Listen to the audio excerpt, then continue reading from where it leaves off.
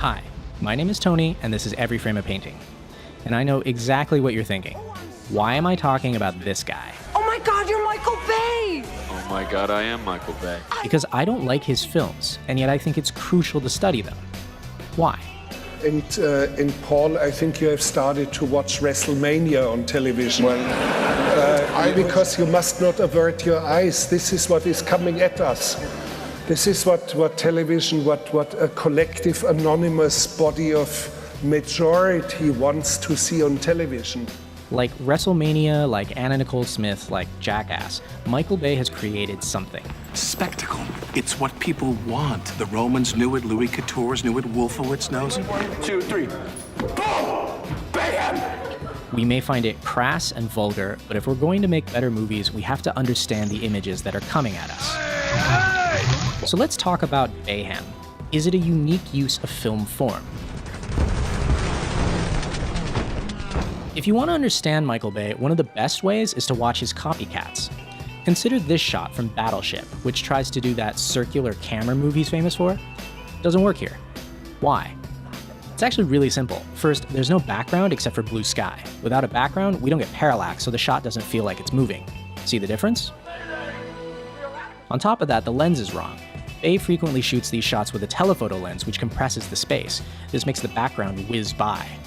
Third, the actor is just staring and turning his head, but the key to the Bay version is that the actors move vertically, like here and here. And last, the low angle is there to give us the scale, and slow motion is there to sell it.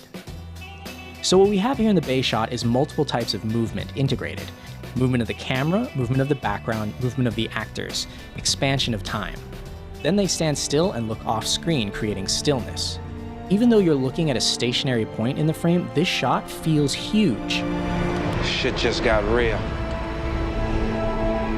Break down any Michael Bay shot, and that is basically what you will see. Layers of depth, parallax, movement, character, and environment to give this sense of epicness. None of these techniques is particularly unique. In fact, most cinematographers will naturally create depth in their images and parallax whenever the camera moves, and the hero shot is everywhere. What makes Bay unique is how many layers and how complex the movement is. That doesn't make his shots better, it just makes them more complicated than the competition. That's why his frames seem to have a lot of stuff going on. Lots of dust, dirt, smoke, or explosions between the layers. Also, lampposts. Lots of lampposts. If you go back to the first Bad Boys, you can watch this from the opening credits. Here, the car moves one way, the plane another, the lampposts are in frame for scale, and the camera is on a telephoto lens. Later in the film, you can see the same compositional technique. And when the explosions happen, once you see this, it's much easier to deconstruct his imagery and to see its limits. For instance, Bay doesn't distinguish between when to do a shot and when not to do it. He'll use the same camera movement whether the character is saying something important. You have any money here in the States? Of course. Or total gibberish. What did I say? Did you hear what I said? I heard what I said because I was standing there when I said it. Every shot is designed for maximum visual impact, regardless of whether it fits. But the Bay style also leads to some fascinating visual ideas. How can you make something feel big? Well, you put lots of things of varying size in the same shot, and then you move the camera to emphasize. This is something Jurassic Park also did very well. It's a dinosaur. Just as important is off-screen space. Notice here, this actor isn't looking at the planes we see in the background. That means there's even more planes we can't see. So while the shot feels huge, it implies even more scale. How does a filmmaker come up with images like this? In the case of Michael Bay, let's look at one of his favorite films. When you're a jet, all the way from your first cigarette to your last dying day. There's a great New York Times interview where he watches West Side Story and talks about how this is a great shot and this is a great cut. He can't articulate why they're great other than they're dynamic, but I think that's it. When you put shots from West Side Story back to back with his work, you can feel the similarities. I think Bay's goal is to create what he thinks are good shots and connect them with what he thinks are good cuts. If Howard Hawks defined a good movie as 3 good scenes and no bad ones, Michael Bay seems to think a good film is 3,000 dynamic shots and no static ones. Apart from West Side Story, Bay's biggest influence is actually other blockbusters. He frequently borrows the same basic vocabulary as another sequence, so something like this becomes this. You'll notice the tight shots of the character become tighter, and the wide shots become wider. Everything gets more layers of motion, but the basic vocabulary is the same. I got him! Great kid! Don't get cocky! And it's not just other people he borrows from. Bay cannibalizes himself just as much. So this becomes this.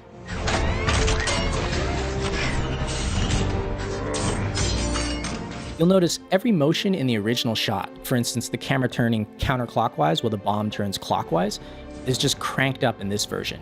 Autobots, I'm in pursuit. So what is Bayhem? It's the use of movement, composition, and fast editing to create a sense of epic scale. Each individual shot feels huge, but also implies bigger things outside the frame.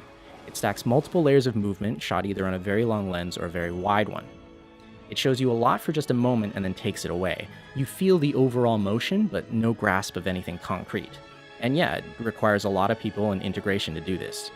But it's basically a variation on the existing vocabulary of the action scene. Individual shots are a little dirtier, a little shakier, more complex, few more layers. Then you cut it together faster than the brain can register, but not faster than the eye can move. It's not revolutionary, just the past with a bit of stank on it. If you want to see a more extreme version of similar ideas, you can look at late-era Tony Scott. And if you want to see a less cluttered version, you can look at animation, with someone like Glenn Keane. This is way more legible than what Bay does, but the basic idea is the same. Character, environment, many layers, one epic sweep. The world feels huge. One of my favorite adaptations of the Michael Bay style is actually shrinking it down. Ironically, Bayhem, which seems to have developed from a kid blowing up his train set, is actually kind of charming when it's tiny. Instead of blowing up the world, how about a small English town?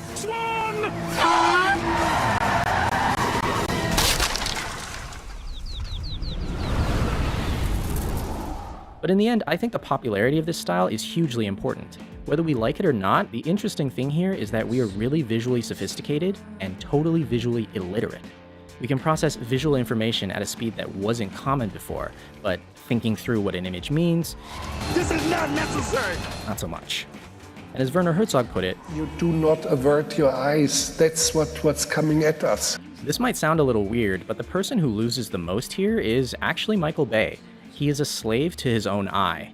He has a need to make every image dynamic, even when it runs contrary to the theme of his movie. Some people just don't know a good thing when it's staring them in the face. It really is the simple things in life. Yeah, the little things, like a big house, a dock, a view of the water, and a speedboat. What happens when two great storytellers tackle this exact same theme? Heck, Norm, you know, we're doing pretty good. I love you, Margie. I love you, Norm. 2 more months. 2 more months.